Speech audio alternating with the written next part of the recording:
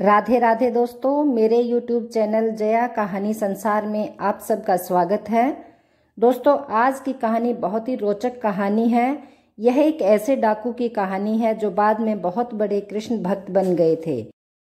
तो चलिए शुरू करते हैं आज की कहानी। बहुत समय पहले की बात है।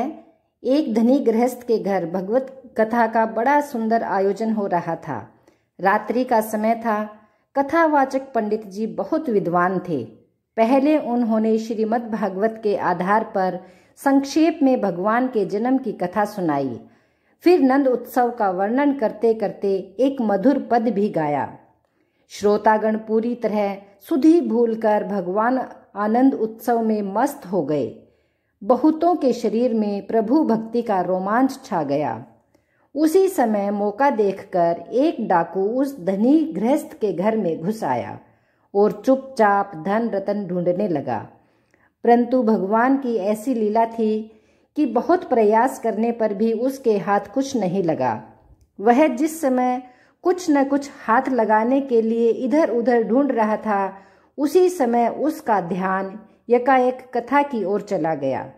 कथावाचक पंडित जी महाराज ऊंचे स्वर से कह रहे थे। प्रातः काल हुआ। पूर्व दिशा उषा की मनोरम ज्योति और अरुण की लालिमा से रंग गई।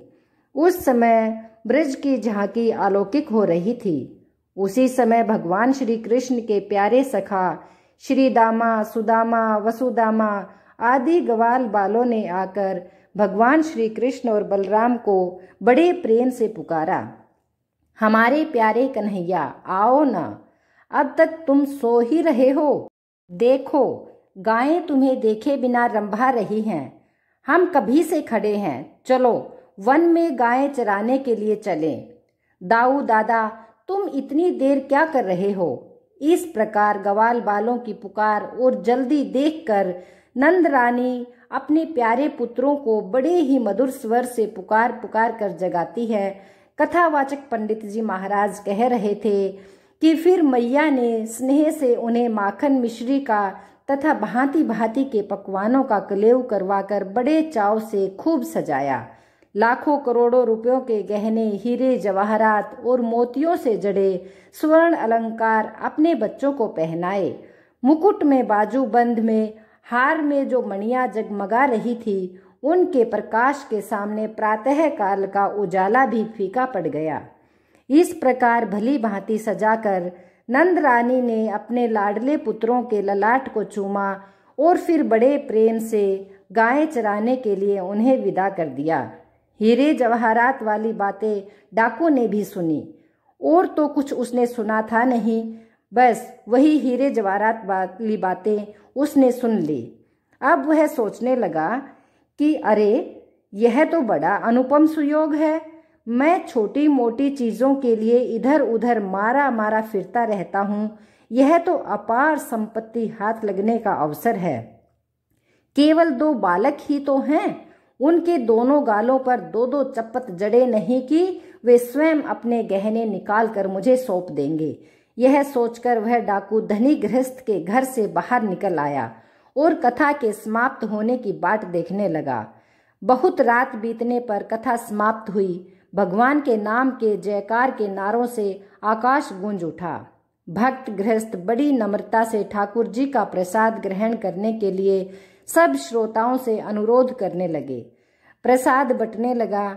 उधर यह सब हो रहा था, परंतु डाकू के मन में इन बातों का कोई भी असर नहीं हो रहा था। इन सब बातों पर तो उसका ध्यान ही नहीं था। वह तो रह रह कर कथावाचक की ओर देख रहा था कि उसकी आंखें कथावाचक जी की गतिविधि पर जमी हुई थी। कुछ समय के बाद प्रसाद पाकर कथावाचक जी भी अपने डेरे की ओर चल पड़े। डाकू भी उनके पीछे पीछे हो लिया। जब पंडित जी खुले मैदान में पहुंचे, तब डाकुओं ने पीछे से कुछ कड़े स्वर में पुकार कर कहा, ओ पंडित जी, खड़े रहो। पंडित जी के पास दक्षिणा के रुपए पैसे भी थे। वे कुछ डर कर और तेज चाल से चलने लगे। डाकू ने दौड़ते हुए कहा, पंडित जी, खड़े हो जाओ, यूं भागने से नहीं बच सकोगे। पंडित जी ने देखा कि अब छुटकारा नहीं है। वे लाचार होकर ठहर गए। डाकू ने उनके पास पहुंचकर कहा, देखिए पंडित जी, आप जिन कृष्ण और बलराम की बात कह रहे थे, उनके लाखों करोड़ों रुपयों के गहनों का वर्णन कर रहे थे, उनका घर कहाँ है? वे दोनों गाय चराने के लिए कहाँ जाते हैं? आप सारी बातें ठीक ठीक बता दीजिए। यदि जरा भी टाल मटोल की तो बस देखिए मेरे हाथ में कितना मोटा डंडा है, यह तुरंत आपके सिर के टुकड़े टुकड़े कर देगा। पंडित जी ने देखा, उसका लंबा चौड़ा दैत्य सा शरीर बड़ा ही बलिष्ठ है, मजबूत हाथों में मोटी लाठी है, आंखों से क्रूरता टपक रही है। उन्होंने सोचा, हो न हो यह कोई डाकू है। फिर साहस बटोर कर कहा, तुम्हारा उनसे क्या काम है? डाकू ने तनिक जोर देकर कहा, जरूरत है पंडित जी। पंडित जी बोले, जरूरत बताने में कुछ अड़चन है क्या? डाकू ने कहा, पंडित जी, मैं डाकू हूँ, मैं उनके गहने लूटना चाहता हूँ। गहने मेरे हाथ लग गए तो आपको भी अवश्य ही कुछ दे दूंगा। देखिए टाल मटोल मत कीजिए, ठीक ठीक बताइए। पंडित जी ने समझ लिया कि यह महामूर्ख है। अब उन्होंने कुछ हिम्मत करके कहा, तब इसमें डर किस बात का है? मैं तुम्हें सब कुछ बतला दूंगा, लेकिन यहाँ रास्ते में तो मेरे पास पुस्तक नहीं है। मेरे डेरे पर चलो, पुस्तक देखकर सब ठीक ठाक बतला दूंगा। डाकू उनके साथ साथ चलने लगा। डेरे पर पहुंचकर पंडित जी ने किसी से कुछ कहा नहीं, पुस्तक बाहर निकाली और वे डाकू को भगवान श्री कृष्ण और बलराम की रूप माधुरी सुनाने लगे। पंडित जी ने कहा, श्री कृष्ण और बलराम दोनों के ही चरण कमलों में सोने के सुंदर नुपुर हैं, जो अपनी रुनझुन ध्वनि से सबके मन को मोह लेते हैं। श्याम वर्ण के श्री कृष्ण, पीत वर्ण का और गौर वर्ण के बलराम नील वर्ण का वस्त्र धारण कर रहे हैं। दोनों की कमर में बहुमूल्य मोतियों से जड़ी सोने की करधनी शोभायमान है। गले में हीरे जवाहरात के स्वर्ण हार हैं। हृदय पर कौस्तुभ मणि झलमला रहा है। ऐसी मणि जगत में कोई और है ही नहीं। कलाई में रतन जड़ित सोने के कंगन, कानों में मणि कुंडल, सिर पर मनोहर मोहन चूड़ा, घुंघराले काले काले बाल, ललाट पर कस्तूरी का तिलक, होठों पर मंद मंद मुस्कान, आंखों में मानो आनंद और प्रेम की वर्षा हो रही है। श्री कृष्ण अपने कर कमलों में सोने की वंशी लिए उसे अधरों से लगाए रहते हैं। उनकी अंग कांति के सामने करोड़ों सूर्यों की कोई गिनती नहीं। बांके बिहारी श्री कृष्ण जब अपनी बांसुरी राधे राधे की धुन तान छेड़ते हैं, तब बड़े बड़े ज्ञानी भी अपनी समाधि से पिंड छुड़ाकर उसे सुनने के लिए दौड़ आते हैं। यमुना के तट पर वृंदावन में कदम्ब वृक्ष के नीचे प्राय उनके दर्शन मिलते हैं, वनमाली श्री कृष्ण और हलधारी बलराम। डाकू ने पूछा, अच्छा पंडित जी, सब गहने मिलाकर कितने रुपयों के होंगे? पंडित जी ने कहा, ओह, इसकी कोई गिनती नहीं है, करोड़ों अरबों से भी ज्यादा। डाकू, तब क्या जितने गहनों के आपने नाम लिए हैं उनसे भी अधिक हैं? पंडित जी, तो क्या, संसार की समस्त संपत्ति एक और कौस्तुभ मणि एक और, फिर भी कोई तुलना नहीं। डाकू ने आनंद से गदगद होकर कहा, ठीक है, और कहिए वह कैसी है? पंडित जी कहते हैं, वह मणि जिस स्थान पर रहती है सूर्य के समान प्रकाश हो जाता है, वहां अंधेरा रह नहीं सकता। वैसा रत्न पृथ्वी में और कोई है ही नहीं। डाकू कहता है, तब तो उसके दाम बहुत ज्यादा होंगे, क्या बोले? एक बार भली भांति समझा तो दीजिए। हाँ, एक बात तो भूल ही गया, मुझे किस ओर जाना चाहिए? पंडित जी ने सारी बातें दोबारा समझा दी। डाकू ने कहा, देखिए पंडित जी, मैं शीघ्र ही आकर आपको कुछ दूंगा, यहाँ से ज्यादा दूर तो नहीं है ना? मैं एक ही रात में पहुंच जाऊंगा। क्यों? अच्छा, हाँ हाँ, एक बात और बताइए, क्या वे प्रतिदिन गौएं चराने के लिए जाते हैं? पंडित जी ने कहा, हाँ, और तो क्या।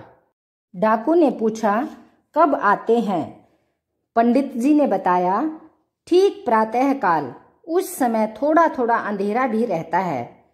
डाकू ने कहा, ठीक है, मैंने सब समझ लिया। हाँ, तो अब मुझे किधर जाना चाहिए? पंडित जी ने बताया, बराबर उत्तर की ओर चले जाओ। डाकू प्रणाम करके चल पड़ा। पंडित जी मन ही मन हंसने लगे। देखो, यह कैसा पागल है। थोड़ी देर बाद उन्हें चिंता हो आई। वह मूर्ख 2-4 दिन में ढूंढने का प्रयत्न करेगा, फिर लौटकर कहीं यह मुझ पर अत्याचार करने लगा तो मैं क्या करूँगा? किंतु नहीं, यह बड़ा विश्वासी है, लौट कर आएगा तो एक रास्ता और बतला दूंगा। यह 2-4 दिन भटकेगा, तब तक मैं कथा समाप्त करके यहाँ से चलता बनूंगा। इससे पिंड छुड़ाने का और उपाय ही क्या है? पंडित जी कुछ कुछ निश्चिंत हुए। डाकू अपने घर गया। उसकी भूख, प्यास, नींद सब उड़ गई। वह दिन रात गहनों की बात सोचा करता था।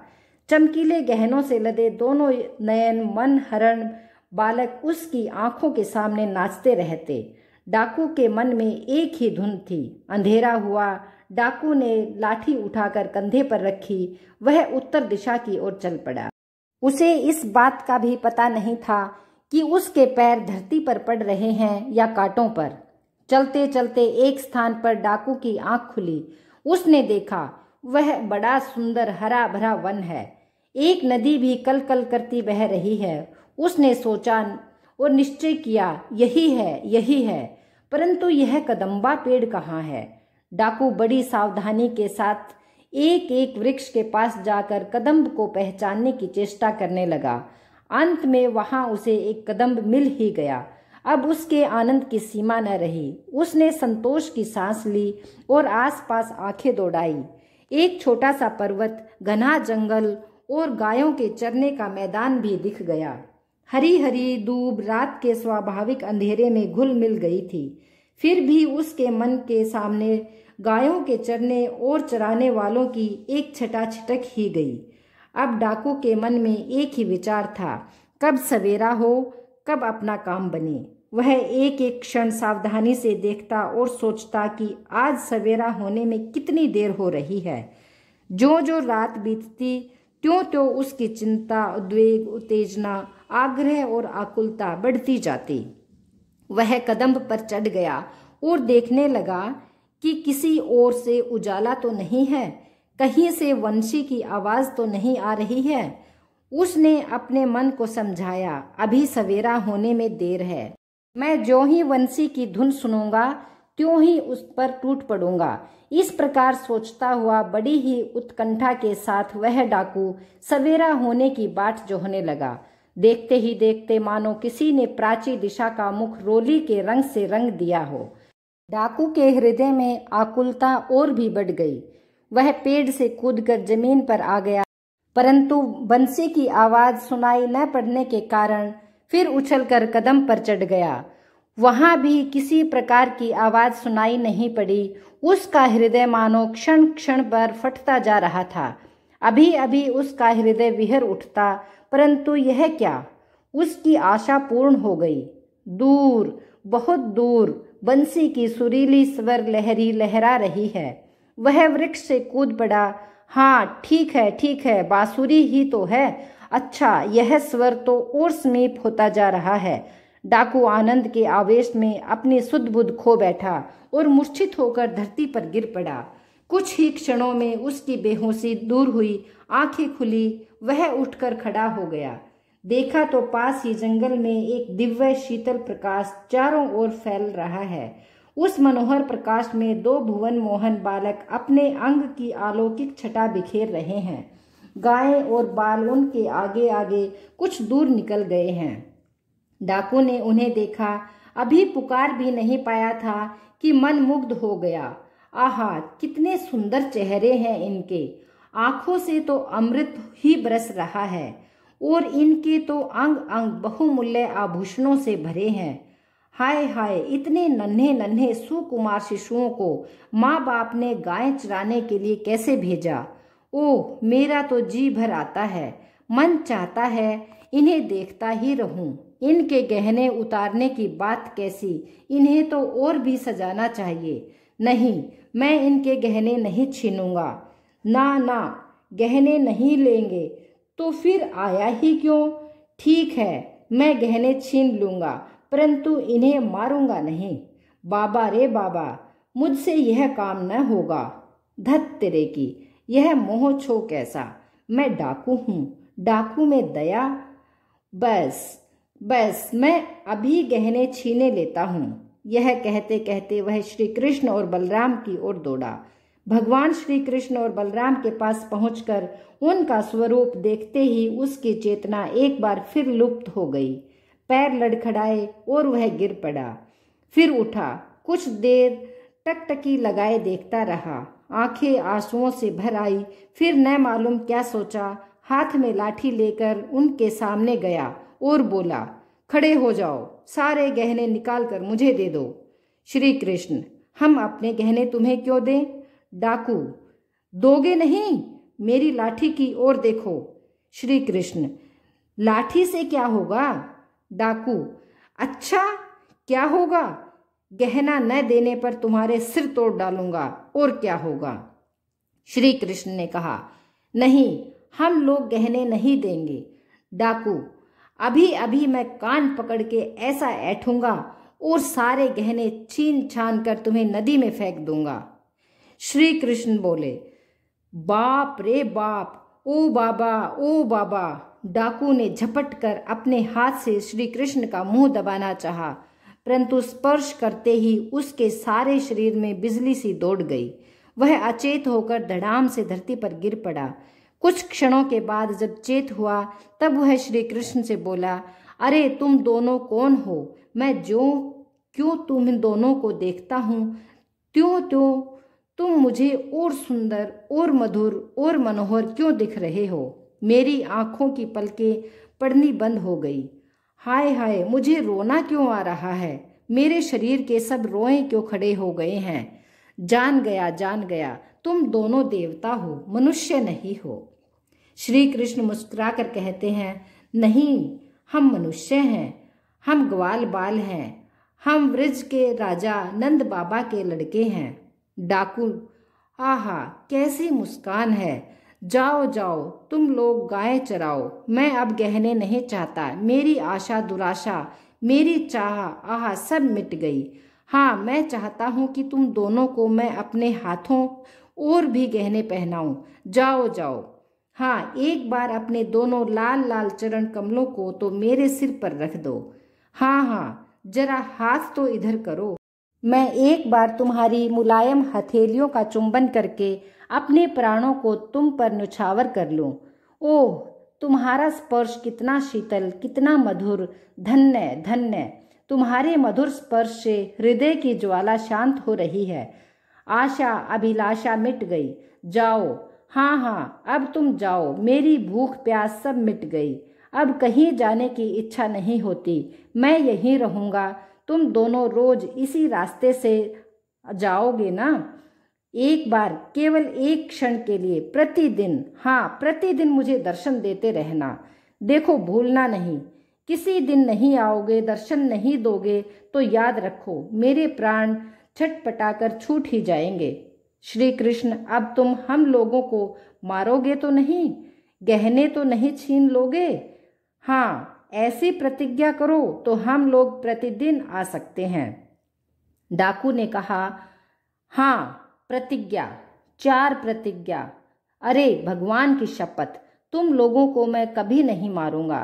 तुम्हें मार सकता तो मैं ऐसा कर ही देता। तुम्हें तो देखते ही सारी शक्ति गायब हो जाती है, मन ही हाथ से निकल जाता है। फिर कौन मारे और कैसे मारे। अच्छा, तुम लोग जाओ। श्री कृष्ण कहते हैं, यदि तुम्हें हम लोग अपने गहने दे दें तो क्या तुम लोगे। डाकू, गहना गहना, अब गहने क्या होंगे। अब तो कुछ भी लेने की इच्छा नहीं है। श्री कृष्ण, क्यों नहीं, ले लो, हम तुम्हें दे रहे हैं ना। डाकू, तुम दे रहे हो, तुम मुझे दे रहे हो, तब तो लेना ही पड़ेगा, परंतु तुम्हारे माँ बाप तुम पर नाराज होंगे, तुम्हें मारेंगे तो। श्री कृष्ण, नहीं नहीं, हम राजकुमार हैं, हमारे पास ऐसे ऐसे न जाने कितने गहने हैं, तुम चाहो तो तुम्हें और भी बहुत सारे गहने दे सकते हैं। डाकू बोला, ओह, मैं क्या करूँगा। हाँ हाँ, परंतु तुम्हारी बात टाली भी नहीं जाती, क्या तुम्हारे पास और गहने हैं, सच बोलो। श्री कृष्ण ने कहा, हैं, नहीं तो क्या हम बिना हुए ही दे रहे हैं, लो तुम इन्हें ले जाओ। भगवान श्री कृष्ण अपने शरीर पर से गहने उतार कर देने लगे। डाकू ने कहा, देखो भाई, यदि तुम देना ही चाहते हो तो मेरा यह दुपट्टा ले लो और इसमें अपने हाथों से बांध दो, किंतु देखो लाला, यदि तुम मेरी इच्छा जानकर बिना मन के दे रहे हो तो मुझे गहने नहीं चाहिए। मेरी इच्छा तो बस अब एक यही है कि हर रोज एक बार तुम्हारे मनोहर मुखड़े को मैं देख लिया करूं और एक बार तुम्हारे चरण तल से अपने सिर का स्पर्श करा लिया करूं। श्री कृष्ण ने कहा, नहीं नहीं, बेमन की बात नहीं है, कैसे तुम ऐसे कह रहे हो, कैसे तुम फिर आना, तुम्हें इस बार और गहने देंगे। श्री कृष्ण ने उसके दुपट्टे में सब गहने बांध दिए। डाकू ने गहने की पोटली हाथ में लेकर कहा, क्यों भाई, मैं फिर आऊंगा तो तुम मुझे और गहने दोगे ना।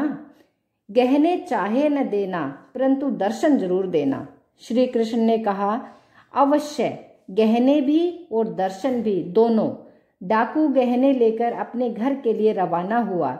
डाकू आनंद के समुद्र में डूबता उतरता घर लौटा।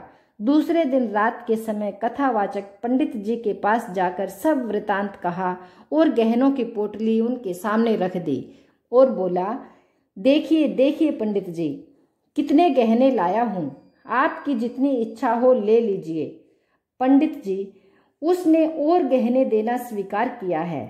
पंडित जी तो यह सब देखकर सुनकर चकित रह गए। उन्होंने बड़े विस्मय के साथ कहा, मैंने जिनकी कथा कही थी उनके गहने ले आया।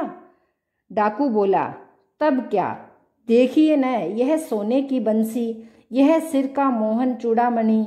पंडित जी हक्के बक्के रह गए। बहुत सोचा, बहुत विचारा, परंतु वे किसी निश्चय पर नहीं पहुंच सके।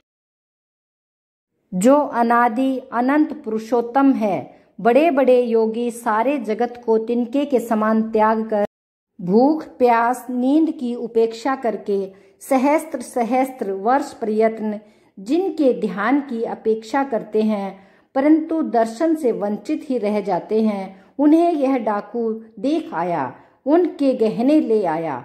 ना ना, असंभव, हो नहीं सकता। परंतु यह क्या, यह चूड़ामणि है, यह बांसुरी, ये गहने सभी तो अलौकिक हैं, इसे ये सब कहाँ किस तरह मिले, कुछ समझ में नहीं आता। क्षण भर ठहर कर पंडित जी ने कहा, क्यों भाई, तुम मुझे उनके दर्शन करा सकते हो। डाकू, क्यों नहीं, कल ही साथ चलिए ना। पंडित जी पूरे अविश्वास के साथ केवल उस घटना का पता लगाने के लिए डाकू के साथ चल पड़े और दूसरे दिन नियत स्थान पर पहुंच गए। पंडित जी ने देखा, एक सुंदर सा वन है, छोटी सी नदी बह रही है, बड़ा सा मैदान और कदम्ब का वृक्ष भी है। वह वृज नहीं है, यमुना नहीं है, पर है कुछ वैसा ही। रात बीत गई। सवेरा होने के पहले ही डाकू ने कहा, देखिए पंडित जी, आप नए आदमी हैं, आप किसी पेड़ की आड़ में छिप जाइए, वह कहीं आपको देखकर न आए तो। अब प्रातःकाल होने में विलंब नहीं है, अभी आएगा। डाकू पंडित जी से बात कर ही रहा था कि मुरली की मोहक ध्वनि उनके कानों में पड़ी। वह बोल उठा, सुनिए सुनिए पंडित जी, बांसुरी बज रही है, कितनी मधुर है, कितनी मोहक, सुन रहे हैं ना। पंडित जी, कहाँ जी, मैं तो कुछ सुन ही नहीं रहा हूँ, क्या तुम पागल हो गए हो। डाकू बोला, पंडित जी पागल नहीं, जरा ठहरिए, अभी आप उसे देखेंगे, रुकिए, मैं पेड़ पर चढ़कर देखता हूँ, वह अभी कितनी दूर है। डाकू ने पेड़ पर चढ़कर देखा और कहा, पंडित जी अब वह बहुत दूर नहीं है। उतरकर उसने देखा कि थोड़ी दूरी पर वैसा ही विलक्षण प्रकाश फैल रहा है। वह आनंद के मारे पुकार उठा, पंडित जी, वह है। उसके शरीर की दिव्य ज्योति सारे वन को चमका रही है। पंडित जी बोले, मैं तो कुछ नहीं देखता। डाकू बोला, ऐसा क्यों पंडित जी? वह इतना निकट है, इतना प्रकाश है, फिर भी आप नहीं देख पाते हैं। अजी आप जंगल, नदी, नाला सब कुछ देख रहे हैं और उसको नहीं देख पाते। पंडित जी बोले, हाँ भाई, मैं तो नहीं देख रहा हूँ। देखो, यदि सचमुच वे हैं तो तुम उनसे कहो कि आज तुम जो देना चाहते हो सब इसी ब्राह्मण के हाथ पर दे दो। डाकू ने स्वीकार कर लिया। अब तक भगवान श्री कृष्ण और बलराम जी डाकू के पास आकर खड़े हो गए थे। डाकू ने कहा, आओ आओ, मैं आ गया हूँ, तुम्हारी बाट जो रहा था। श्री कृष्ण ने कहा, क्या गहने लोगे? डाकू, नहीं भाई, मैं गहने नहीं लूंगा। जो तुमने दिए थे वे भी तुम्हें देने के लिए लौटा लाया हूँ। तुम अपना सब कुछ ले लो। लेकिन भैया, ये पंडित जी मेरी बात पर विश्वास नहीं कर रहे हैं। विश्वास कराने के लिए ही मैं इन्हें अपने साथ लाया हूँ। मैं तुम्हारी बंसी की ध्वनि सुनता हूँ, तुम्हारे अंग कांति से चमकते हुए वन को देखता हूँ, तुम्हारे साथ बातचीत करता हूँ, परंतु पंडित जी यह सब देख सुन नहीं रहे हैं। यदि तुम इन्हें नहीं दिखोगे तो ये मेरी बात पर विश्वास नहीं करेंगे। श्री कृष्ण बोले, अरे भैया, अभी ये मेरे दर्शन के अधिकारी नहीं हैं। बूढ़े, विद्वान अथवा पंडित हैं तो क्या हुआ? डाकू बोले, नहीं भाई, मैं बलिहारी जाऊं तुम पर, उनके लिए जो कहो वही कर दूं, परंतु एक बार इन्हें अपनी बाकी झांकी जरूर दिखा दो। श्री कृष्ण ने हंसकर कहा, अच्छी बात है, तुम मुझे और पंडित जी को एक साथ ही स्पर्श करो। डाकू के ऐसा करते ही पंडित जी की दृष्टि दिव्य हो गई। उन्होंने मुरली मनोहर पीताम्बरी श्याम सुंदर की बाकी झांकी के दर्शन किए। फिर तो दोनों निहाल होकर भगवान के चरणों में गिर पड़े।